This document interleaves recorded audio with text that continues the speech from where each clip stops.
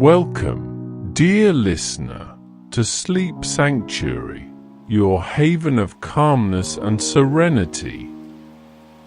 Tonight, as you settle into the embrace of stillness, I invite you to join me on a tranquil journey, a story that unfolds in the solitude of a lighthouse by the sea. I am the keeper of this lighthouse, standing tall against the ever-changing tides. Out here, time seems to slow, measured not by clocks but by the rhythm of the waves and the steady sweep of the beacon. It's a place of quiet reflection, where secrets often whisper in the wind. Tonight's story is one of mystery and wonder. It begins with a solitary walk along the shore and the discovery of a weathered journal washed ashore by the tide. As I unraveled its fragile pages, I found myself drawn into the tale of a sailor and his forbidden love for a spirit of the sea, a love both beautiful and dangerous. But this is not just a story of love. It is also a story of choice, of duty, and of sacrifice. The light of the lighthouse holds more than just the power to guide ships. It holds a secret tie to the spirit herself. So, as the night deepens and the stars stretch across the sky, let me guide you through this tale. Let its calm cadence carry you toward restful sleep, like a gentle current pulling you toward a quiet harbor. Take a deep breath, let the weight of the day drift away, and allow yourself to sink into this moment. You are safe here, in this sanctuary of words and stillness. Let us begin. Before we dive deeper into our tale, let's take a moment to prepare ourselves for rest and relaxation. Tonight, my goal is to guide you gently into a state of calmness, where the outside world fades away, leaving only the soothing rhythm of the waves and the steady glow of the lighthouse beacon. Begin by settling into a comfortable position. Whether you're lying down or sitting, allow your body to sink into its surface, feeling the support beneath you. Close your eyes and take a deep breath in through your nose, letting your lungs fill completely. Hold it for a moment and then slowly exhale through your mouth. With each breath, imagine releasing the tensions of the day, letting them drift away like sand washed out to sea. As you continue to breathe deeply, picture yourself standing on the edge of a rocky shore. The air is cool and crisp, carrying with it the faint scent of salt and seaweed. The waves roll in, one after another, their sound a rhythmic melody of nature. Listen closely. Each wave crashes, then pulls away, leaving behind a moment of stillness before the next one arrives. Now, shift your focus to the lighthouse standing tall above the cliffs. Its stone walls are weathered by time, a testament to its enduring strength. High above, the beacon turns slowly, casting its warm light across the darkened waters. The light feels reassuring, like a steady hand guiding lost ships safely home. As you imagine yourself walking closer to the lighthouse, feel the ground beneath your feet, solid and dependable. The wind brushes against your face, gentle yet firm, carrying with it whispers from the sea. Each step brings a deeper sense of tranquility, as if the lighthouse itself is welcoming you into its safe embrace. Now, take a moment to scan your body. Start at the top of your head and let your attention drift downward, slowly and mindfully. Notice any tension in your forehead, your jaw, or your neck. If you find any, take a deep breath and let that tension melt away. Move down to your shoulders, your arms, and your chest. Breathe deeply and release any tightness you may find. Continue this journey down through your stomach, your hips, your legs, and finally to your feet. With every breath out, feel yourself becoming lighter, as though the weight of the day is evaporating, leaving only peace behind. Picture yourself now at the base of the lighthouse, leaning against its solid walls. The waves continue their endless dance below, and the light above sweeps gently across the horizon. You are safe here. Nothing can reach you. Let this image stay with you as we return to the story. Let the calmness of this place anchor you as we explore the mystery of the journal and the secrets it holds. Take one more deep breath and, when you're ready, allow your mind to drift deeper into the sanctuary of sleep. The day began like so many others in my quiet life as a lighthouse keeper. The sun rose pale and silver, peeking through a blanket of mist that clung stubbornly to the horizon. The tide had retreated, leaving the shore scattered with treasures from the deep, smooth stones, weathered driftwood, and tangled bits of seaweed. It was during my morning walk, a ritual I've come to cherish, that I stumbled upon something unusual. There, lying half buried in the sand, was a journal. Its leather cover was cracked and worn, its edges darkened by seawater. It looked impossibly old, as though it had been drifting for years before finally finding its way to my feet. Curious, I knelt down, brushing away grains of sand. The binding, though fragile, had somehow held together. The sea had claimed much from it, but not everything. I brought the journal back to the lighthouse, eager to unravel its mysteries. Inside, the pages were uneven, some missing entirely, others barely legible, their ink blurred by water and time. But what remained told a tale I could never have imagined. The entries began innocently enough, brief accounts of life at sea. The author, a sailor, described the open waters, the camaraderie of his crew, and the ever-present longing for the shore. But soon, the tone changed.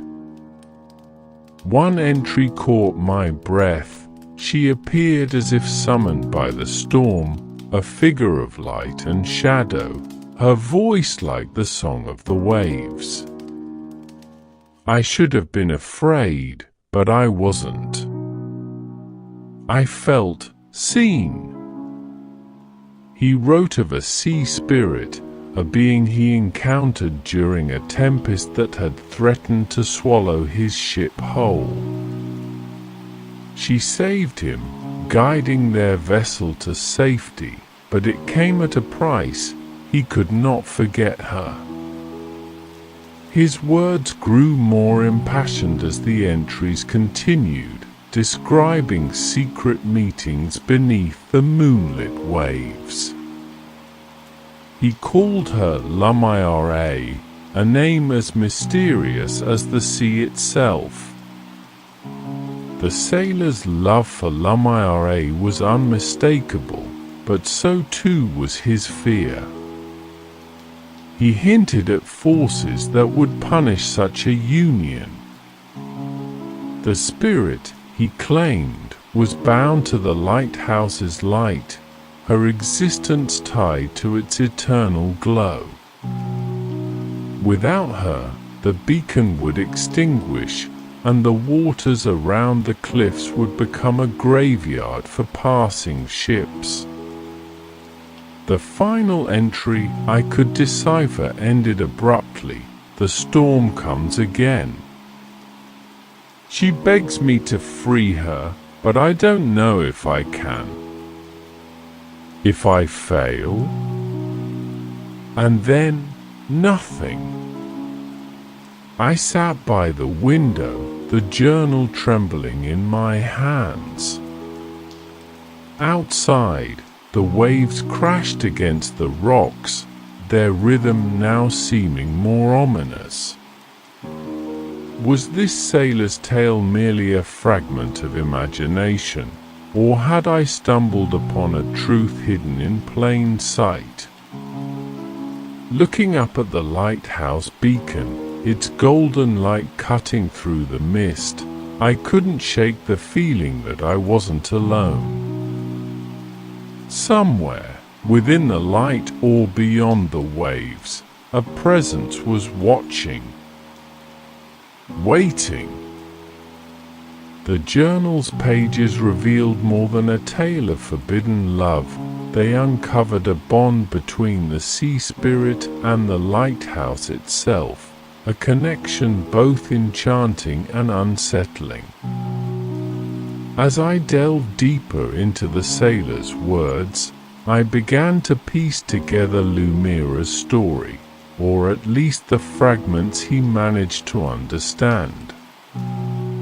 Lumira was no ordinary being. She was a guardian of the sea, born from the restless waves and moonlit tides.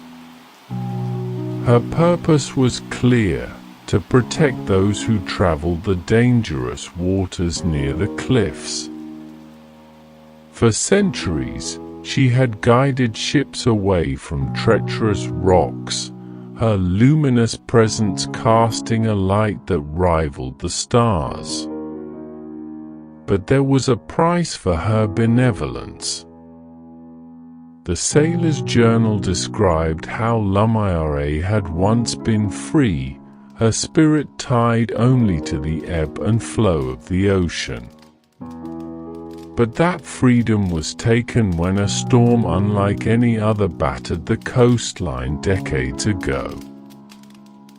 A ship, carrying a cargo of immeasurable worth, had found itself at the mercy of the elements. The lighthouse's beacon failed, and the ship was doomed. Lumira, moved by the cries of its crew, revealed herself and saved them, guiding them to safety. But her act of mercy came with unintended consequences. The lighthouse keeper of that time, desperate to prevent further disasters, performed a ritual binding Lumira's essence to the beacon's light. From that moment, her freedom was gone. She became one with the lighthouse, her glow fused with the beacon's beam, ensuring it would never fail again. The sailor wrote of her longing for the life she had lost. She spoke of the sea, he penned, of its endless embrace, of the joy of racing the tides and dancing beneath the stars. The light is her prison, a cage built of duty and sacrifice. Yet, despite her sorrow, Lumiere continued to protect the sailors who passed near the cliffs. Her love for the ocean and its people was unwavering, even as the weight of her imprisonment grew heavier with each passing year. The journal painted a vivid picture of Lumiere as a being torn between two worlds. She was neither fully spirit nor entirely bound, lingering in the liminal space between the ocean's depths and the lighthouse's beam. The sailor's forbidden love brought her a fleeting sense of connection, a taste of the freedom she craved.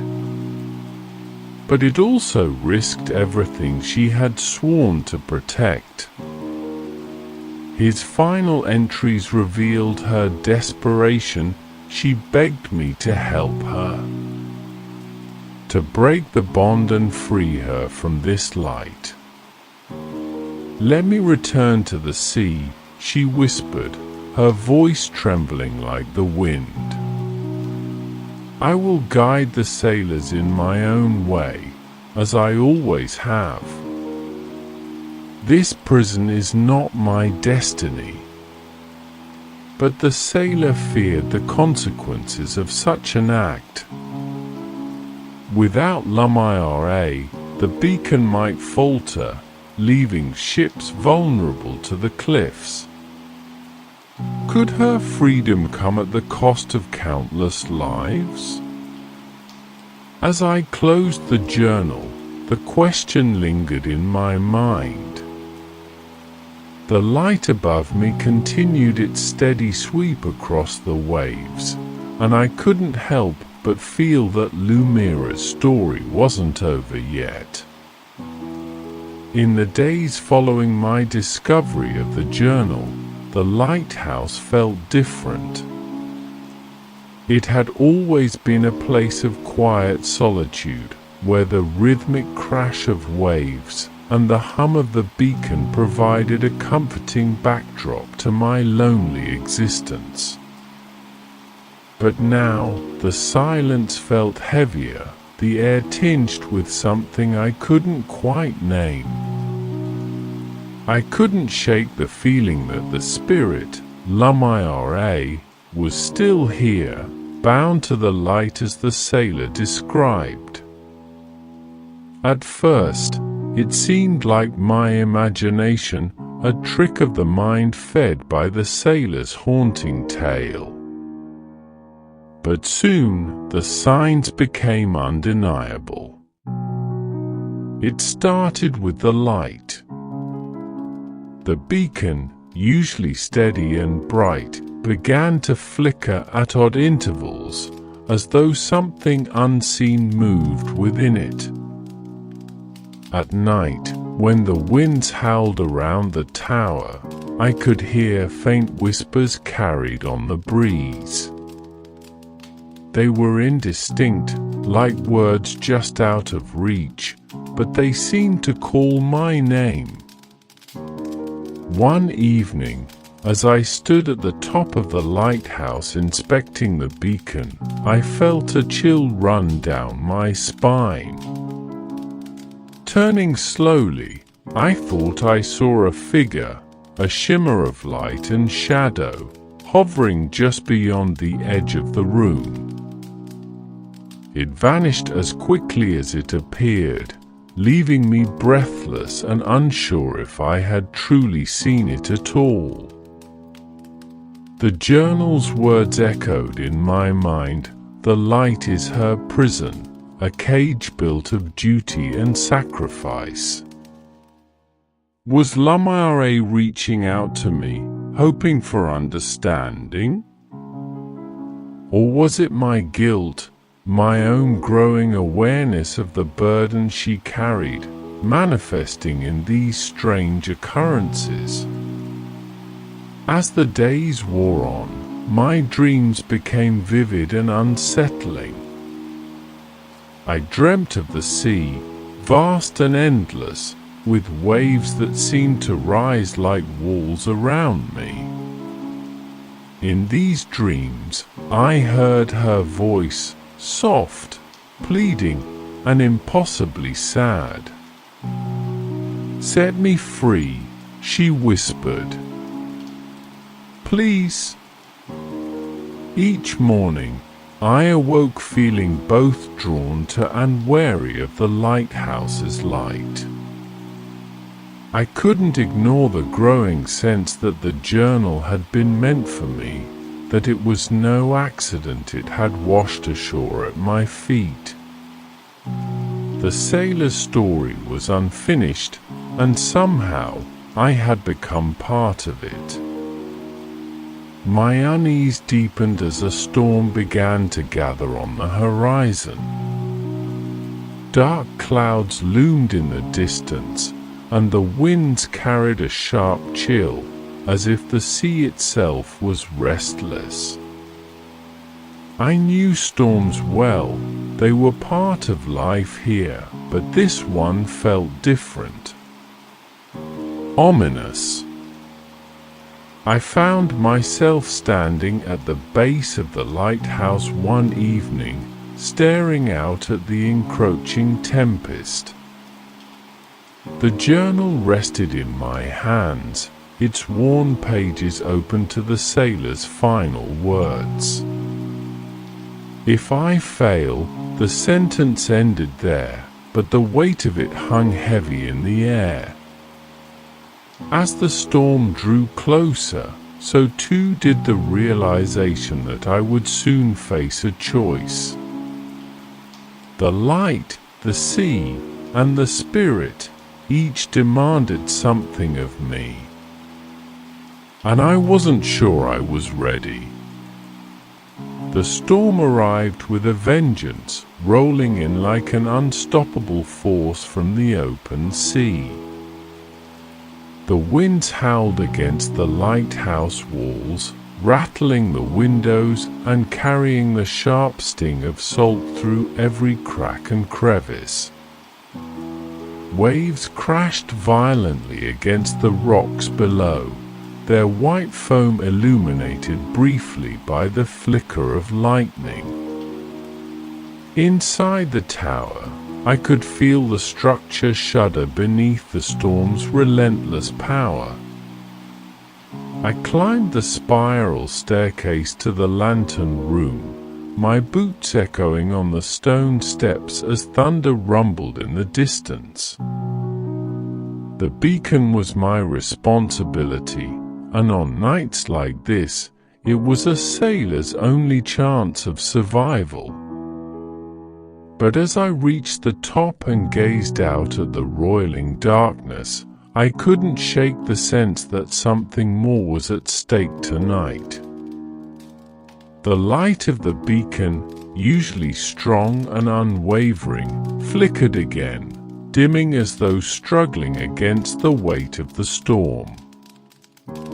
I stood there, transfixed, when I heard it, a voice, soft and sorrowful, yet clear against the roar of the wind. "Keeper."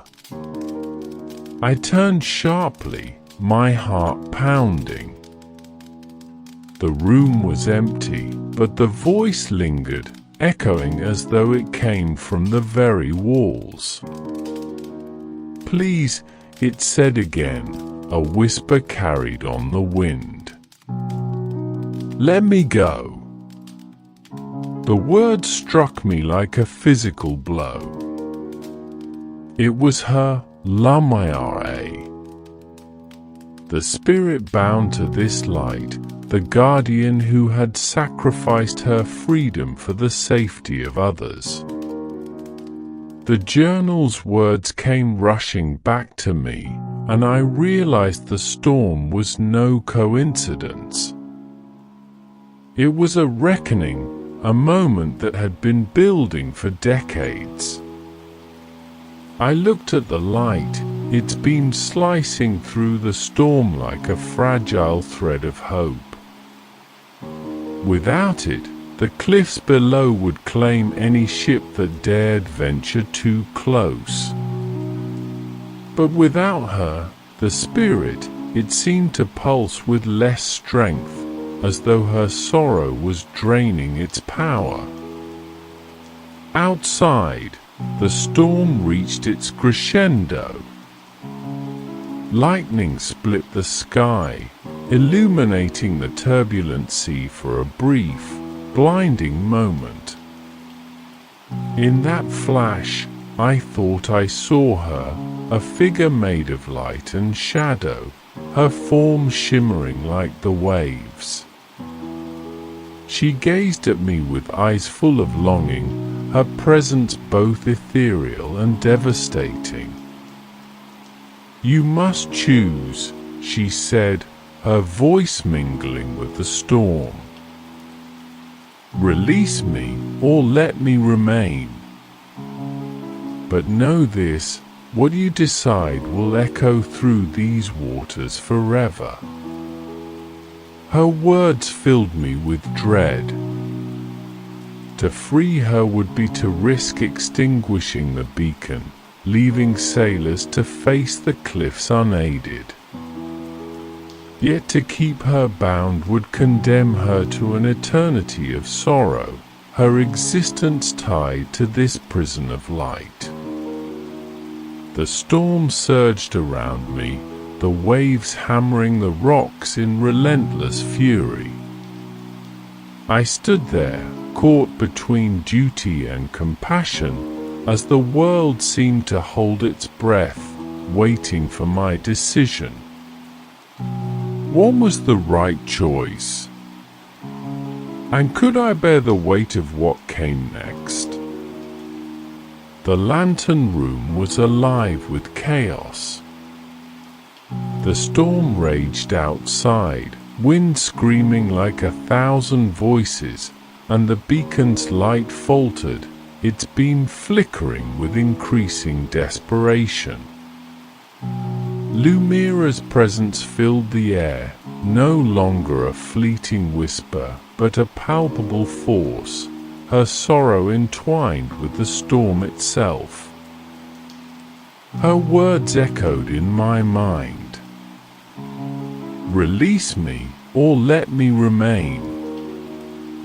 I stood before the beacon, the journal clutched in one hand, my other resting on the cool metal of the machinery that kept the light alive. The sailor's final words had warned of failure, but he had left the choice unresolved. Now, the weight of that decision had fallen to me, and I could feel the enormity of it pressing down on my chest. Looking out through the rain-slicked glass, I could see the distant shapes of waves rising like black mountains, the sea an endless abyss of chaos. Somewhere out there, sailors relied on this light to guide them, unaware of the spirit that powered it or the keeper who now wavered in his resolve. Lumia appeared again, her form flickering like the beacon itself. Her eyes held mine, luminous and filled with a profound sadness. "Please," she said, her voice barely audible above the storm. "I've done my part. Let me return to the sea." I felt my resolve falter. Could I doom her to an eternity of servitude? Could I ignore her suffering, knowing the cost she had paid for countless lives. But then my eyes drifted to the cliffs below, jagged and sharp, their edges illuminated by the failing light. What would happen to the ships, to their crews, if the beacon extinguished and the spirit was gone? I closed my eyes and breathed deeply, steadying myself against the storm's fury. The choice was mine alone. Finally, I moved. If I freed her, I would perform the ritual described in the journal, a solemn act of release, unbinding her spirit from the light and returning her to the ocean. Her figure shimmered brighter as I whispered the sailor's final words aloud, her joy evident even amidst the storm. The light dimmed, fading into darkness, and the storm seemed to pause, as though the sea itself mourned the loss of its eternal guardian. If I chose to keep her bound, I adjusted the beacon's mechanisms, reinforcing her connection to the light. The storm roared louder, her cry mingling with the thunder. "Why is she?" whispered, her figure fading until only the steady beam of the lighthouse remained. The storm eased, and the beacon shone brighter than before, but the weight of my decision settled heavily in my chest. When the storm finally passed, the night was eerily still. I sat alone in the lantern room, staring out at the calm sea, replaying the moment over and over in my mind. I had made my choice. Whether it was right or wrong, only time and the tides would tell. The storm had passed, leaving behind a tranquil sea and a sky painted in soft hues of dawn. The lighthouse stood tall against the calm horizon, its light steady once more, or extinguished, depending on the choice I had made. Either way, the decision weighed heavily on me as I stood in the lantern room, staring out at the vast expanse of water that now seemed to hold its breath in the stillness.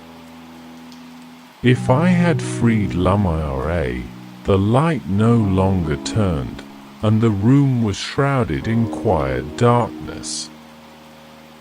The spirit was gone, her presence no longer bound to the tower.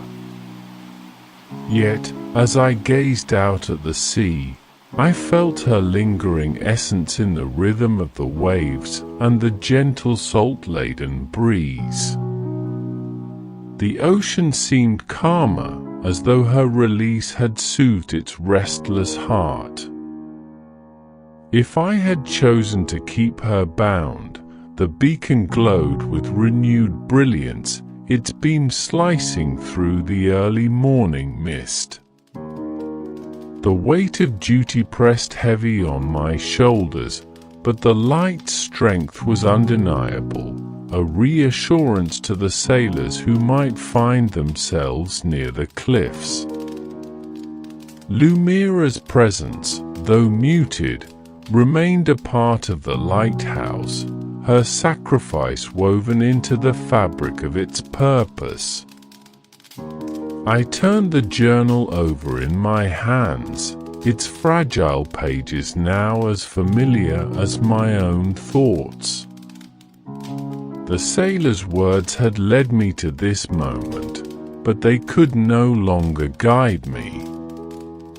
My decision, whether to free her or to keep her tied to the light, was now part of the story, an ending that would ripple through the sea and the lives it touched. I descended the spiral staircase slowly, each step echoing in the quiet tower. Outside, the world seemed reborn. The storm had swept the shoreline clean, leaving behind smooth stones and glistening sand. The air smelled fresh, carrying with it the faint whispers of waves lapping gently against the rocks. As I stepped out onto the shore, I felt a sense of peace, fragile but real. If Lumiere was free, I imagined her swimming far from the cliffs, her spirit finally reunited with the ocean's depths. If she remained, I knew she watched over the waters, her light protecting those who relied on its guidance. The lighthouse had always been a symbol of hope, a steadfast presence against the chaos of the sea. But now it carried a deeper meaning, a reminder of choices made, of sacrifices both visible and unseen. I sat on a smooth rock near the water's edge, letting the waves wash gently over my boots. The sky above shifted into a brilliant palette of gold and pink as the sun climbed higher. My role as the keeper remained unchanged, but I felt different, as though the storm had altered something within me. In the quiet of the morning, I whispered softly to the sea, a prayer or a farewell. May you find peace wherever you are. And for the first time in what felt like years, I let myself rest.